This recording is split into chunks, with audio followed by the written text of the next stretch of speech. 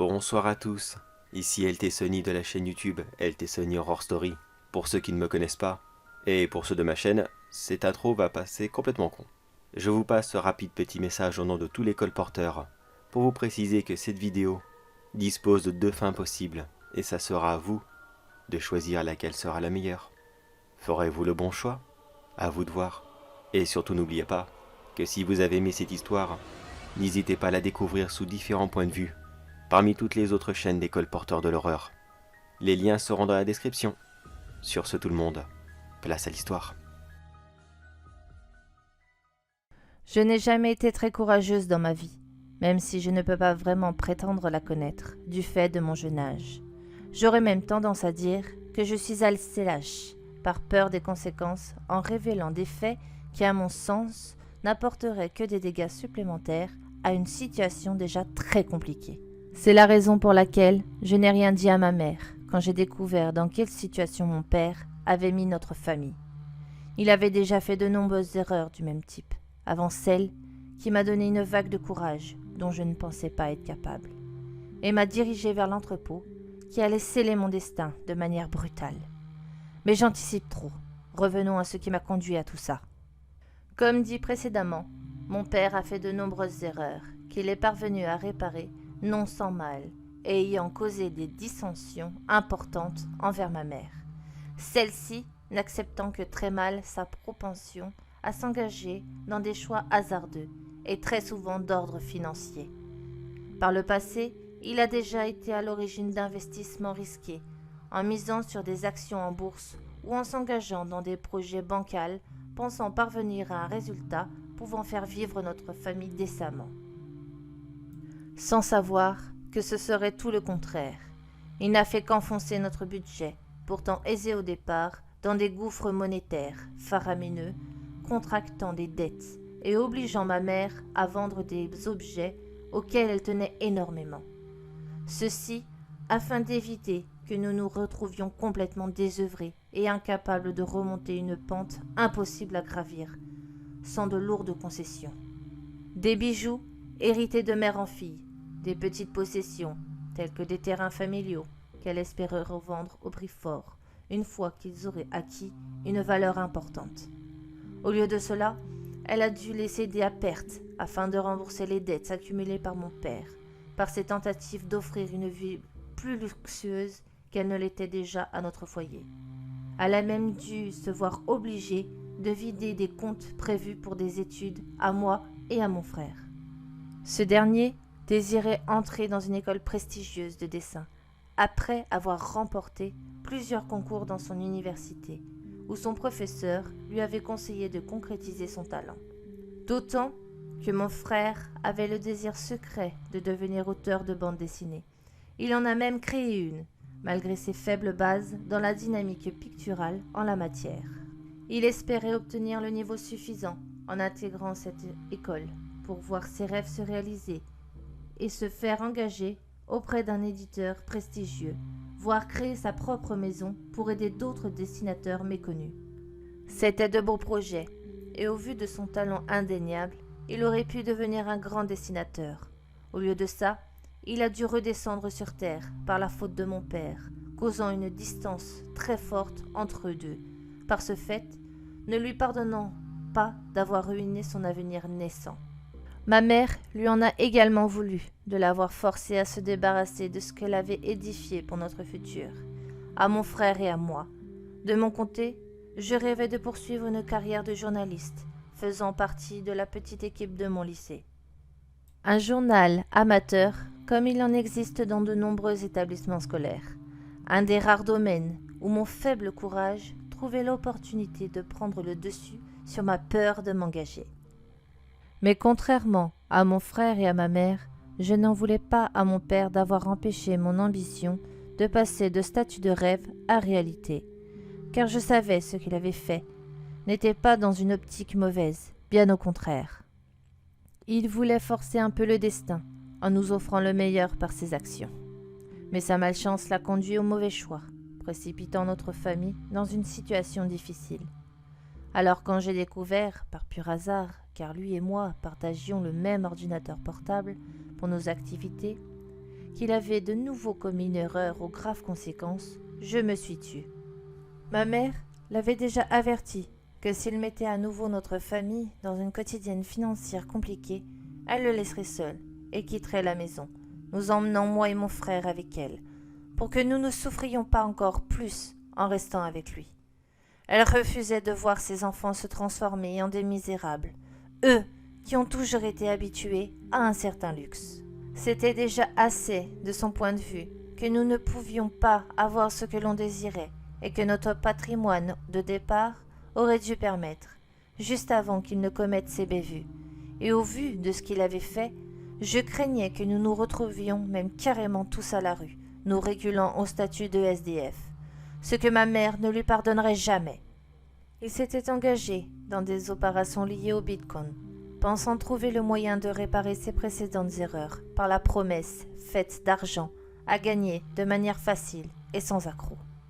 Il s'est fait embobiner par des arnaqueurs spécialisés et s'est retrouvé avec une somme énorme à rembourser, bien plus importante que notre budget familial le permettait.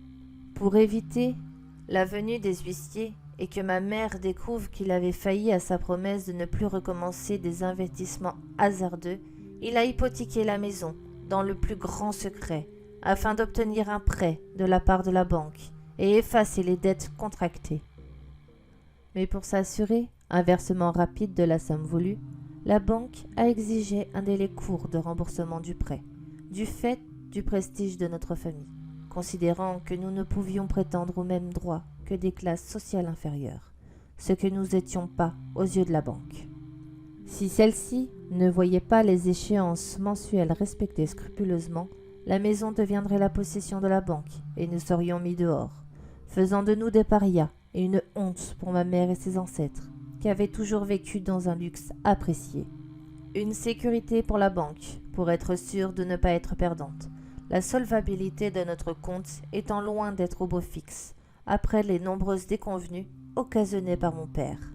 Étant passionné par tout ce qui a trait au surnaturel depuis longtemps, et ayant fait de nombreux articles pour le compte du journal du lycée, dans ce domaine, je pensais trouver sur des sites dédiés une solution mystique pour obtenir l'argent nécessaire pour empêcher la catastrophe qui pendait au-dessus de notre famille.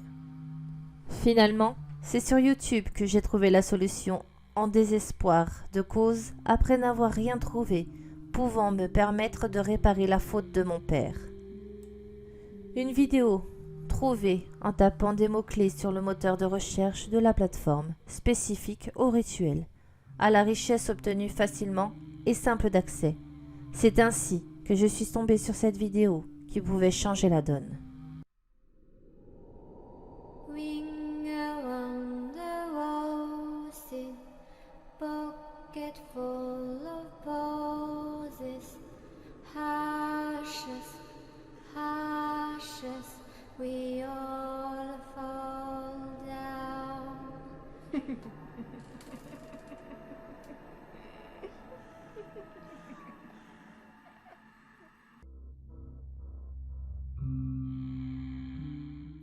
Joyeux Halloween mes petits monstres. Aujourd'hui on se retrouve pour une vidéo assez spéciale, je l'avoue. Je vais vous expliquer comment réaliser un réel rituel. Non, ce n'est pas une creepypasta habituelle, cette fois-ci c'est réel. Ça peut être très dangereux. Alors, pour tous ceux qui ont un petit doute ou qui n'oseraient pas le faire, eh bien vous pouvez toujours quitter dès maintenant. Petite précision pour ce rituel. Il doit obligatoirement se dérouler le jour d'Halloween, c'est-à-dire aujourd'hui, et à un endroit très précis. Pour tous ceux qui seront intéressés, l'adresse se trouvera dans la description de la vidéo. Comme ça, je le dis pas à voix haute, j'aurai pas de problème. J'appellerai personnellement ce rituel le rituel de l'abondance. Car oui, le but du jeu est d'invoquer une créature et de pouvoir obtenir une énorme somme d'argent. Mais attention tout de même, vous vous doutez bien qu'il n'est pas sans risque. Et puis, il est un petit peu compliqué aussi à réaliser. Pour ce faire, vous aurez besoin d'une grosse quantité de sel, une peluche, 5 bougies, de quoi les allumer bien sûr, et de vous armer de courage. La première étape consistera à se rendre à ce lieu, ce qui est en soi déjà très courageux. Ensuite, une fois que vous y serez, vous devrez utiliser le sel pour dessiner un pentacle sur le sol. La taille n'a aucune importance. Placez les bougies à chaque extrémité des pointes. Les bougies non plus n'ont aucune importance niveau du design. Du moment qu'elles sont assez grosses pour tenir longtemps, cela sera suffisant. Installez la peluche au centre du pentacle. Mais juste avant, versez-y quelques petites gouttes de sang. Une sur la tête, une sur le cœur, et une autre, c'est à vous de voir. Cela aura-t-il de l'importance? Peut-être. Une fois que cela sera fait, allumez les bougies, et puis attendez un miracle. Si je peux l'appeler ainsi, bien sûr. Malheureusement, je n'ai pas beaucoup d'infos pour tous ceux qui ont fait ce rituel. Devez-vous y aller seul? Ça, je n'en ai aucune idée. Peut-être, peut-être pas. Personnellement, j'irai seul. Mais c'est à vous de voir. Sur ce, mes petits monstres, si vous voulez le faire, bon courage à vous, et joyeux Halloween.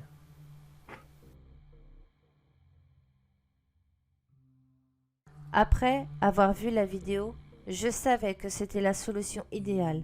Avec ce rituel, j'obtiendrai l'argent nécessaire pour rembourser le prêt contracté par mon père, et peut-être même un peu plus. Je pourrais obtenir un petit bonus pour que mon frère puisse intégrer son école de dessin.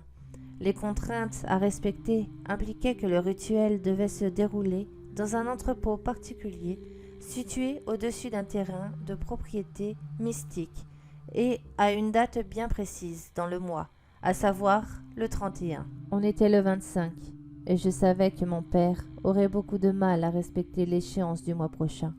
Ce mois-ci, il bénéficiait de la mise en place, ce qui fait que le remboursement ne débuterait pas tout de suite.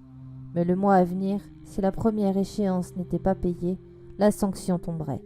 Alors, le jour dit, après avoir réuni le matériel nécessaire pour le rituel et malgré la peur qui m'assaillait pour le faire, mon courage commençait à se mettre à nouveau en retrait.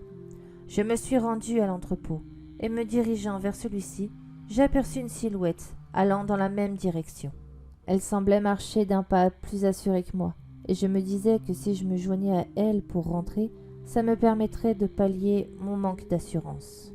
J'espérais juste que mon apparence vestimentaire ne la ferait pas reculer, n'étant peut-être pas de la même classe sociale que la mienne. Arrivée à sa hauteur, je lui demandai si elle avait également vu la vidéo du rituel. Elle me répondait assez sèchement.